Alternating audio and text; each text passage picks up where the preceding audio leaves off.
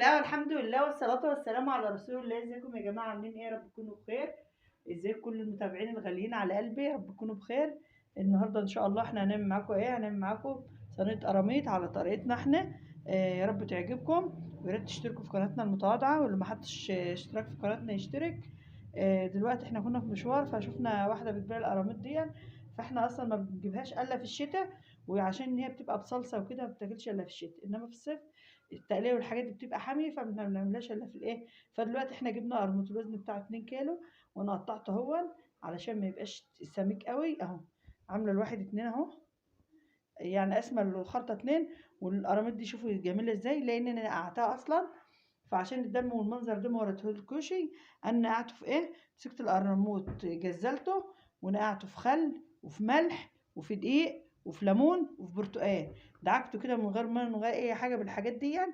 وسبته بقى وحطيت على ميه، نقعته ساعتين 2. مفيش اي زفاره ولا اي اهو السلسله جميله ازاي بيضه. ليه؟ لان نقعته بنقع حلو ودعكته كويس زي الفل اهو.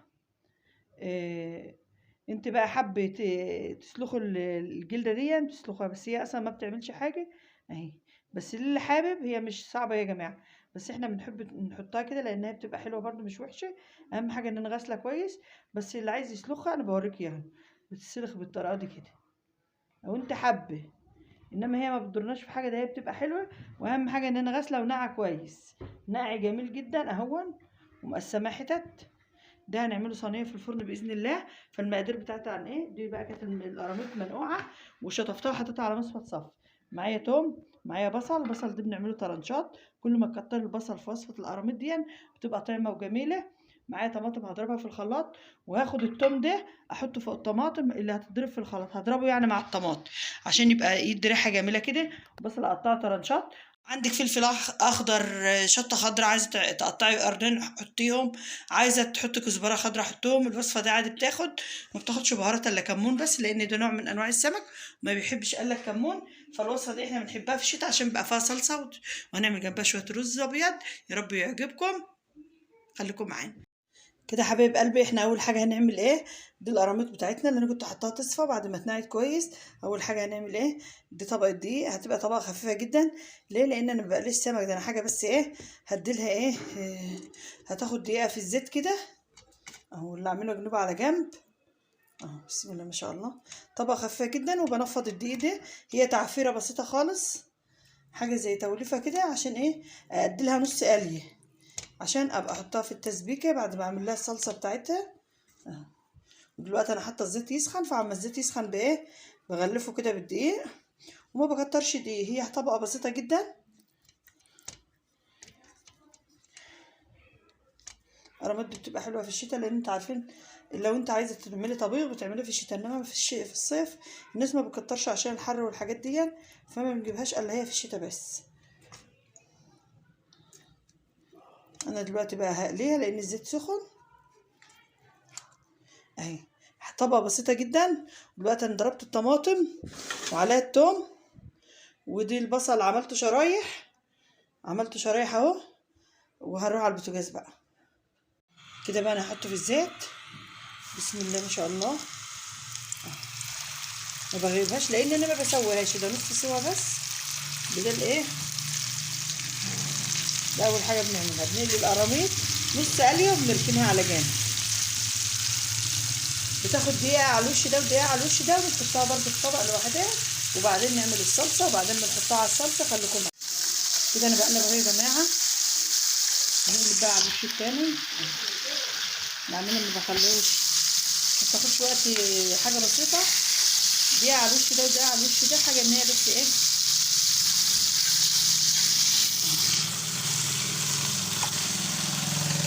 هما جم دول هما دي بقى هعملهم واركنهم على جنب دقيقه واحده، واروح مطلعاهم وراكناهم عشان نعمل الصوص او الصلصه بتاعت الايه صينيه القراميط، وبعدين هنحطها في الفرن كده يا حبايب قلبي. انا خلصت قليه القراميط اهي نص قليه، هروح بقى نعمل الصلصه. تعالوا معانا كده يا حبايب قلبي. انا هنستنى اما الزيت يسخن بس. عامله البصل كده حلقات، والحلقه اللي تلاقيها ماسكه في بعضها بنفككه كده. كل ما تفككيه يديك الكميه دي ويدبل معاكي بسرعه اهو. كل ما الاقي الحلقه او الطرنش البصل ماسك في بعضه بروح ماسكه مفككه كده بايديا، بيديني كميه وبيدبل بسرعه وبيبقى جميل اهو. كده نزلت البصل، كل ما تكتر صينيه القراميط دي بتاع البصل بتبقى جميله اهو. البصل دي دلوقتي هيبقى صغير هينزل لتحت ويدبل ويبقى حبه صغيرين، بس انا لازم ادبله عشان اخد التسكيره اللي انا عايزاها. هو اساس صينيه القراميط البصل الطرنشات. وطبعا انا ضاربه الثوم في الطماطم. حابه بقى دلوقتي تحطي مع قرن فلفل طرنشات تقطعيه مع البصله، حابه تحطي عود كزبره براحتك، دي حاجه ترجع لك، بس الاساس دي كلها اضافات والاساس فيها البصل والثوم والطماطم والكمون، الحاجات دي اساسيه فيها واحلى قطعه صينيه قراميط باذن الله. طبعا يا جماعه انا دلوقتي قطعت قرن فلفل عملته طرنشات اهون مع البصل عشان ادبله، وده واحده وهنزل بالطماطم التشويح المستمر. هي كده البصله خدت اللون المكرمل، اللون الذهبي، اللون اللي انا عايزاه، اللون اللي بيبقى بعدها هو كده اللون ده كويس، بدي تسكيره للصلصه حلو. انا في الوقت ده هجيب بقى الطماطم المضروب مع الثوم